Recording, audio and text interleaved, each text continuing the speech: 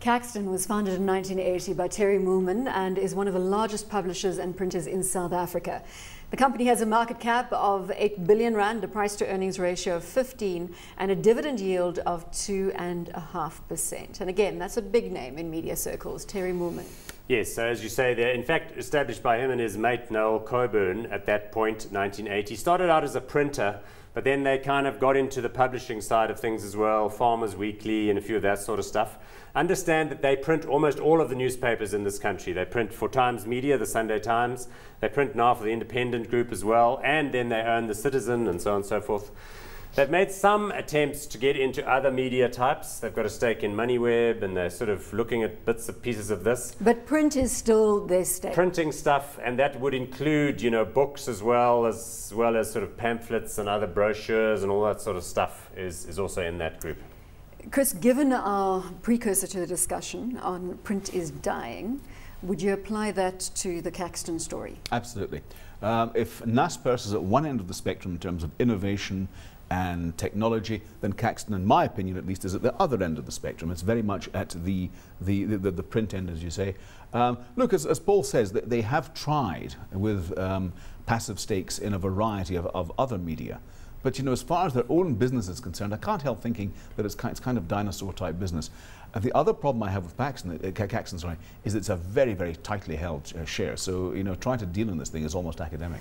Would you take your money and run at this point, given what we've indicated about the print environment? Look, Terry and his team are known for their conservatism. As Chris says, they have a sort of cheap approach to business. They have invested, yes, in printing capacity. A cheap approach to business. You knew I was going to jump in there. You know, can you elaborate? Like their magazine titles, you know, they're not necessarily, people who work on them say it's hell to get them to approve, you know, new HB pencils, let alone, you know, better quality paper.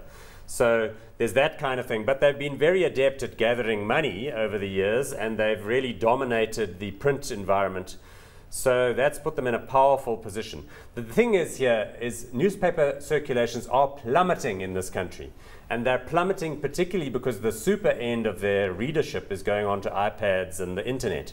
That's not a good scenario at all, not at all. But surely, as you were saying, they're moving to different media types to complement the print offering. They are, but they're relatively benign stakes, you know. So they're covering their bets, and from that perspective, I think it's quite a clever thing to do, absolutely. And as Paul says, you know, it's a well-run operation. I mean, some would actually call it a sweatshop, but I wouldn't go that far. I'm glad we don't work for Terry Moolman, that's for sure.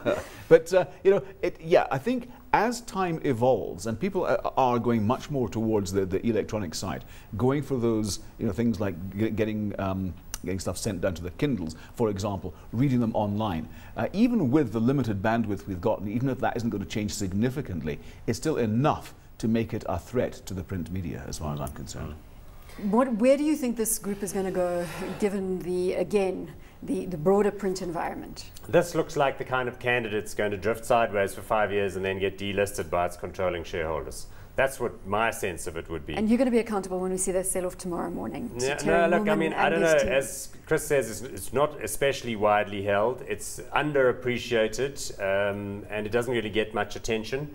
Every 6 months, there's the sort of quaint commentary that comes from the management team about Caxton, about what they're up to. But I agree with them again. You know, they took that stake. You agree it's a sweatshop? Well, they took that stake in MoneyWeb in order to try and do that look local thing. So there the idea was take the knock and drops and move them online.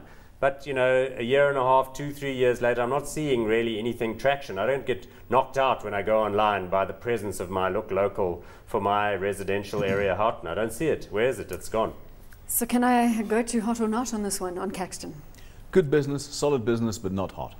Paul, Yeah, not hot for me. Well said.